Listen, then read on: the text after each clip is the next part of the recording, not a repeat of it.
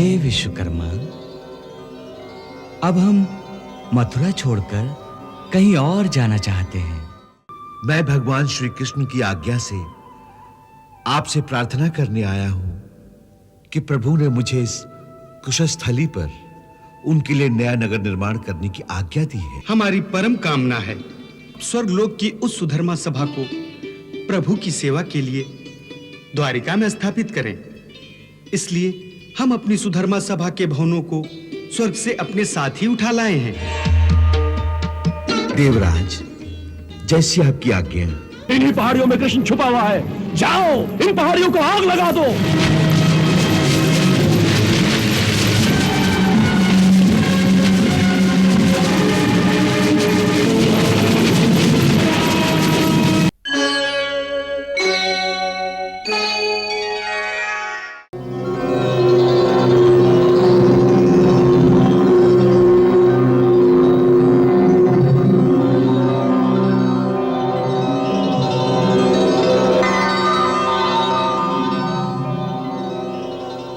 प्रभु के श्री चरणों में सेवक का प्रणाम।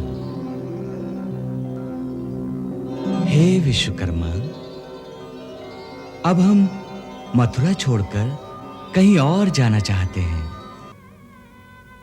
वहां आप हमारे लिए एक ऐसी नगरी का निर्माण कीजिए जहां सब सुख और शांति से रह सकें।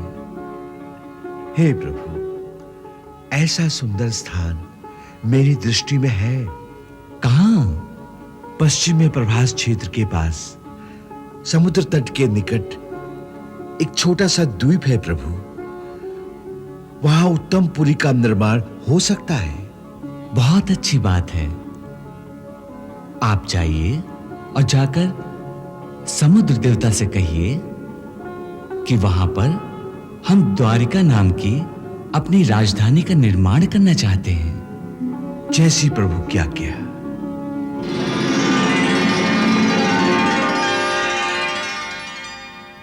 हे देवता, हे रत्नाकर, विश्वकर्मा का प्रणाम स्वीकार करें।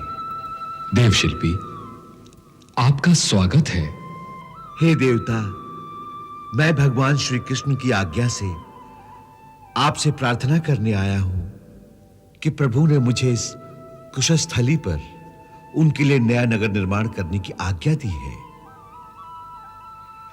इसलिए मैं आपसे ये प्रार्थना करने आया हूं कि अपने जल को पीछे हटाकर मुझे कुछ भूमि प्रदान करें।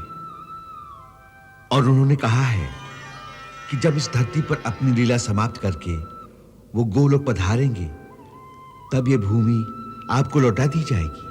जो आज्ञा। प्रभु की इच्छा जानकर जल को लिया समेत, किया सिंधु ने नाथ को द्वीप द्वारिका भेंट, जल को लिया समेत।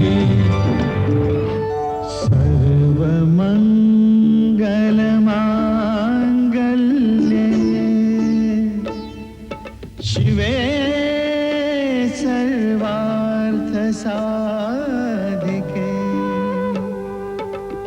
शरण्ये त्र्यंबके गौरी,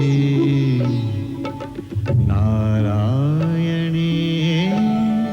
नमोस्तुते।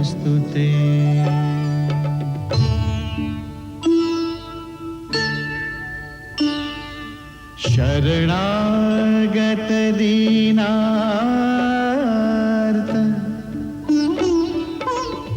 परित्राण परायण, सर्वस्यार्ति हरे देवी, नारायणी नमोस्तुते।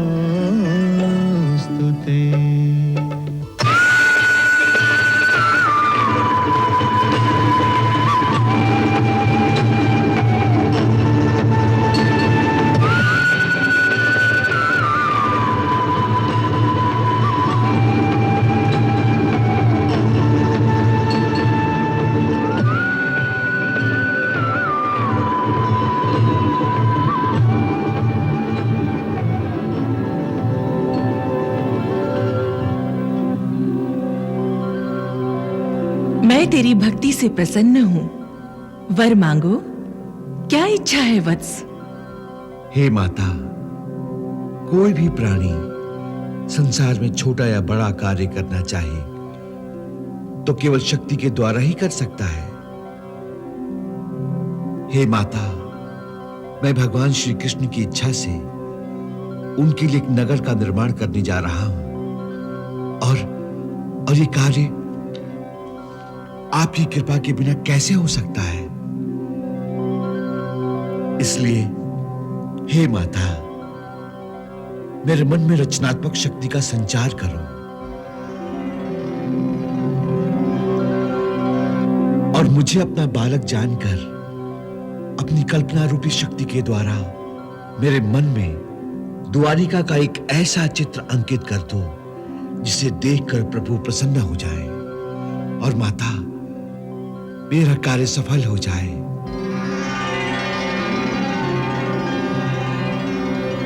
हे माता, कल्पना शक्ति भेजो माता। तथास्तु।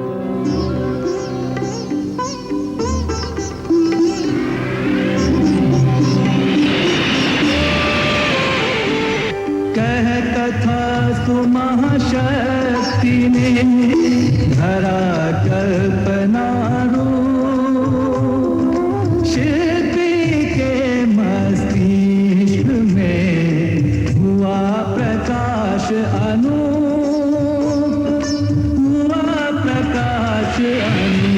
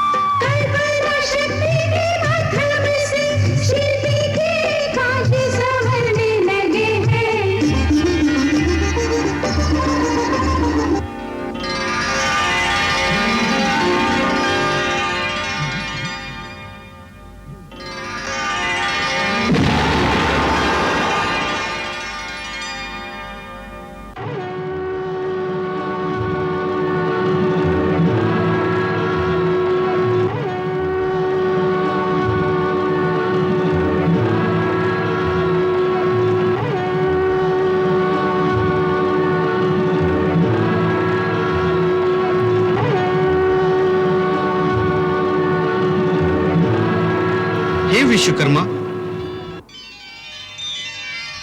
देवराज इंद्र को विश्वकर्मा का प्रणाम। हे देवशिल्पी, इस समय आप प्रभु की वो महान सेवा करने जा रहे हैं जिसका सौभाग्य सारे ब्रह्मांड में आज तक और किसी को नहीं मिला। अर्थात जिनके संकल्प मात्र से सारे ब्रह्मांड का निर्माण हो जाता है, उनका अपना घर आप निर्माण करने जा रहे हैं। इस ऐतिहासिक अवसर को हम भी खोना नहीं चाहते, इसलिए आपसे हमारी प्रार्थना है कि इस महान सेवा में कुछ योगदान का अवसर आप हमें भी दीजिए। देवराज, सेवक को आज्ञा दीजिए, कहिए आपकी क्या इच्छा है?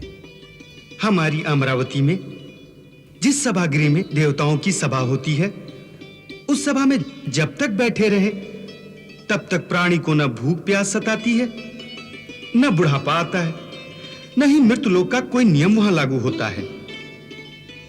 हमारी परम कामना है स्वर्गलोक की उस सुधर्मा सभा को प्रभु की सेवा के लिए द्वारिका में स्थापित करें। इसलिए हम अपनी सुधर्मा सभा के भवनों को स्वर्ग से अपने साथ ही उठा लाए हैं। देवराज, जैसी आपकी आज्ञा। मैं इसको द्वारिका के मध्य में स्थापित कर दूंगा। हे विश्वकर्मा, हमारी भी एक प्रार्थना है। देवताओं के कोषाध्यक्ष यक्षराज कुबेर को विश्वकर्मा का प्रणाम। कहिए देव, सेवक के लिए क्या क्या है? हम भी प्रभु के श्री चरणों में अपनी सेवा अर्पण करना चाहते हैं, इसलिए हम ये अक्षय पात्र द्वारिका के ऊपर आकाश में रखने आए हैं, जिससे द्वारिका में रहने वाले किसी प्राणी के घर में कभी किसी वस्तु अथवा संपदा की कमी नहीं रहेगी।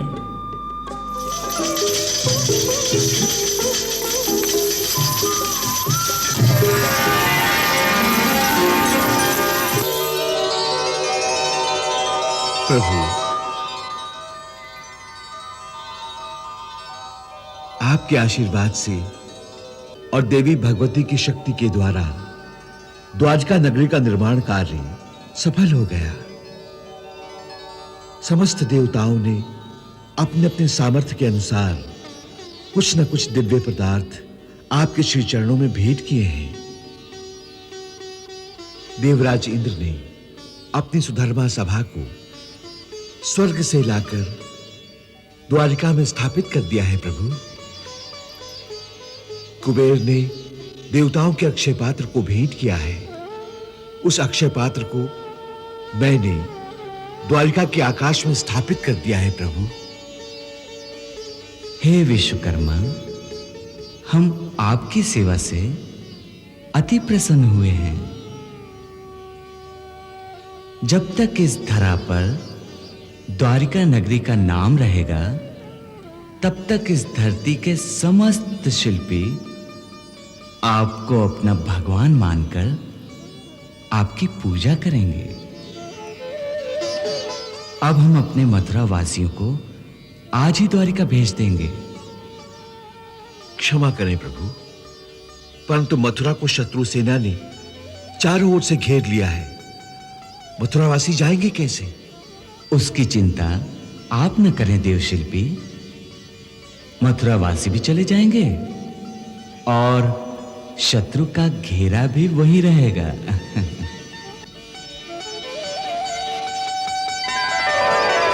प्रभु, आपने मुझे बुलाया? हाँ क्रूर जी। कहिए, क्या आज्ञा है प्रभु? आज्ञा तो कुछ भी नहीं, परंतु आपको यह बताना है कि अब वो समय आ गया है जब हम मथुरा का त्याग कर दें। प्रभु, ये बात तो आप पहले भी कह चुके हैं, परंतु आपने अभी तक ये नहीं बताया कि यहां से निकलकर जाएंगे कहां? जिस नगरी में जाना है उसका निर्माण हो चुका है। परंतु यहां से निकलेंगे कैसे? इस नगर को तो शत्रु ने चारों ओर से घेर रखा है। यहां से निकलने का प्रबंध भी हो जाएगा, उसकी चिंता आप न करें। जो भी हमारे आश्रित होगा उसके योगक्षेम का प्रबंध हमारे जिम्मे होगा। जी प्रभु। इस बार हम युद्ध नहीं करेंगे, बल्कि इस नगरी को भूखा मार देंगे। यवन की सेना मथुरा को पश्चिम की ओर से घेर ले, मगध की सेना उत्तर की ओर, महाराज शल्य पूर्व की ओर। राजकुमार शिशुपाल, आप मथुरा को दक्षिण की ओर से घेर लें। घेरा इतना मजबूत हो कि मथुरा के सभी मार्ग चारों ओर से बंद हो जाए, न कोई अंदर आ सके और न कोई बाहर निकल सके। इस बात का पूरा ध्यान रहे कि बाहर से अनाज का एक एक दाना भी नगर के अंदर न आ सके। मेरे लिए क्या क्या है सर्वेश्वर? योग माया, इस समय मथुरा में हमारे जितने भक्त हमारे साथ चलने को तैयार हों, उन सबको अपने आंचल में समेटकर इस प्रकार द्वारिका पहुंचा दो कि वहां जाकर उन्हें ऐसा लगे कि वे सदा से वहीं रहते आए हों। वहां जाने वाले प्रत्येक प्राणी के अंतर्मन में जो भी कामनाएं निहित हों, उन सब को पूर्ण कर दो। जो आज्ञा सर्वेश्वर।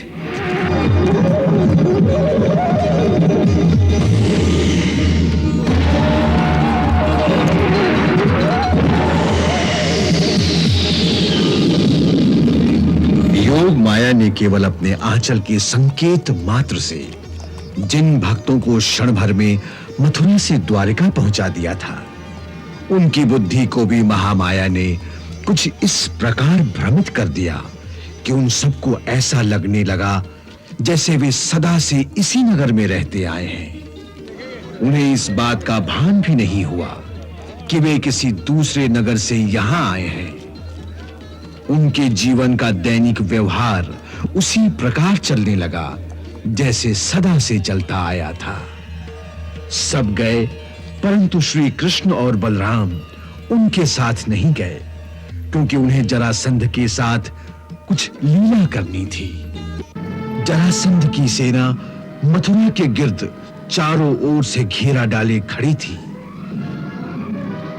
उनके इस घेरे से मथुरा को छुड़ाना आवश्यक था।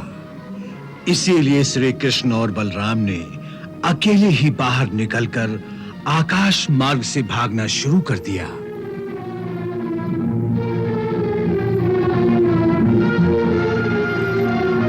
जरासंध ने उन्हें अकेले भागते देखा तो उन्हें पकड़ने के लिए वो अपनी सेना के साथ उनके पीछे भागा। अरे पीछे करो कृष्ण का, जाओ पीछे करो।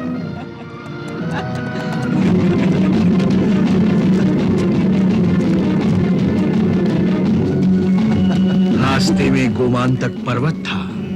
श्री कृष्ण और बलराम भागते भागते उस पर्वत में छिप गए। जरासंध ने सारे पर्वत को घेर कर उसके चारों ओर आग लगा दी। इन्हीं पहाड़ियों में कृष्ण छुपा हुआ है, जाओ इन पहाड़ियों को आग लगा दो।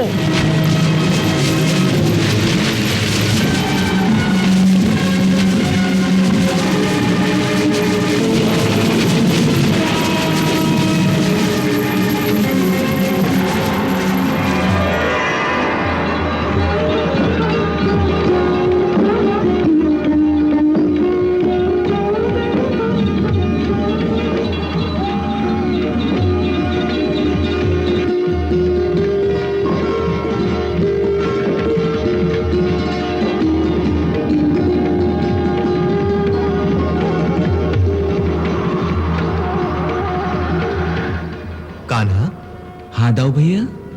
विश्वकर्मा ने नगरी तो बहुत सुंदर बनाई है। अति सुंदर। चलो दाऊ भैया देखते हैं। हाँ हाँ चलो देखें।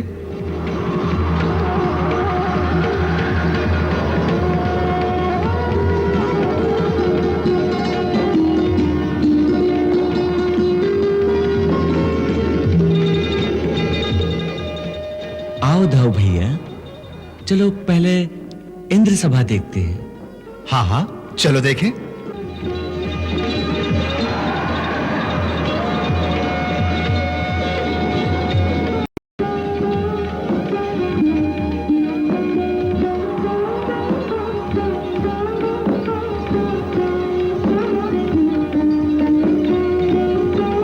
इतना सुंदर स्थान कहां से ढूंढा?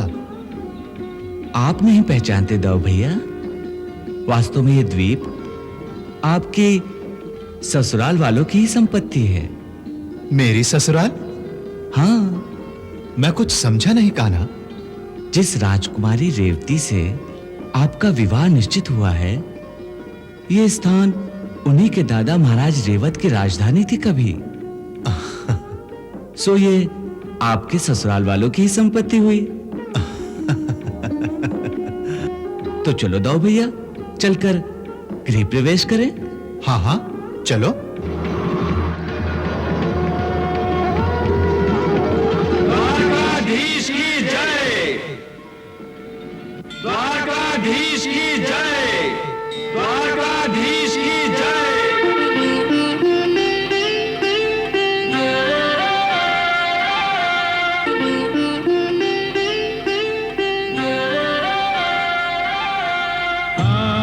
जोड़ विनती करें सब श्रद्धा के साथ।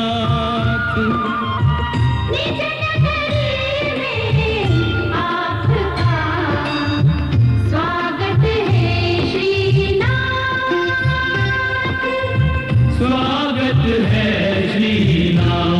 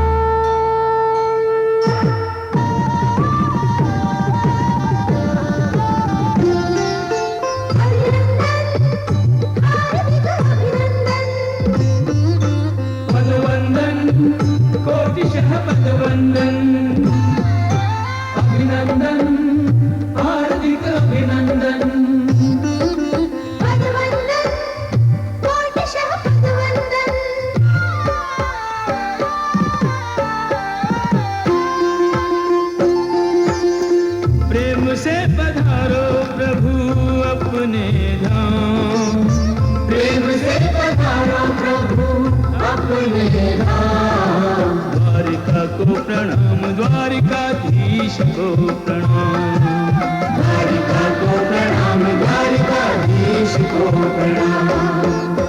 जय श्री कृष्ण जय बलराम, जय श्री कृष्ण जय बलराम। द्वारिका को प्रणाम, द्वारिकाधीश को प्रणाम, द्वारिका को प्रणाम, द्वारिकाधीश को प्रणाम।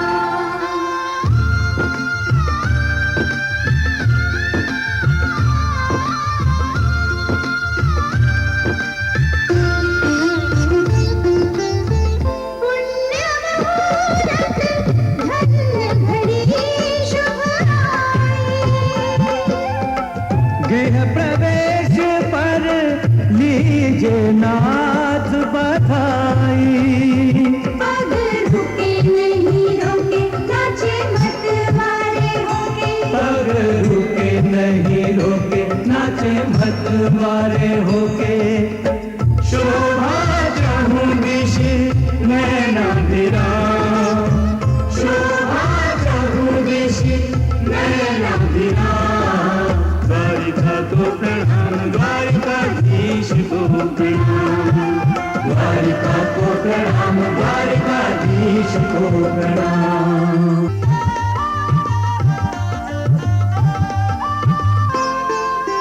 किया धरा को धन्य धरा पर अपना धाम बना के। देव हरे जय देव हरे, मृत्युलोक को अमर किया गोलोक यहाँ पर लागे। देव हरे जय देव हरे, मुक्ति द्वार खोला दीवों पर द्वारावती बसा के। देव हरे जय देव हरे, पाप ताप संताप मिटेंगे इस तीरथ में आके। देव हरे जय देव हरे, पूरी है ये पूरियों में धामों में धाम, पूरी है ये पूरियों में धामों में धाम। द्वारिका को प्रणाम, द्वारिकाधीश को प्रणाम, द्वारिका को प्रणाम, द्वारिकाधीश को प्रणाम।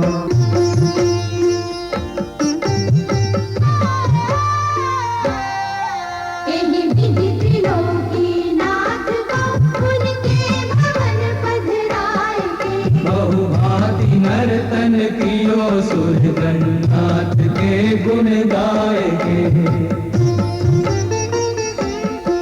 गरिमामयी द्वारावती को शीस पुनि पुनि नाय के। प्रस्थान निज निज धाम को सब करत आशीष पाए के। प्रस्थान निज निज धाम को सब करत आशीष पाए के। प्रभु से आशीष पाए के, दिव्य दर्शन पाए के। जय श्री कृष्ण। जरासंध के बार बार आक्रमण से मथुरा की प्रजा को सुरक्षित रखने हेतु भगवान श्री कृष्ण नगर त्याग का निर्णय लेते हैं।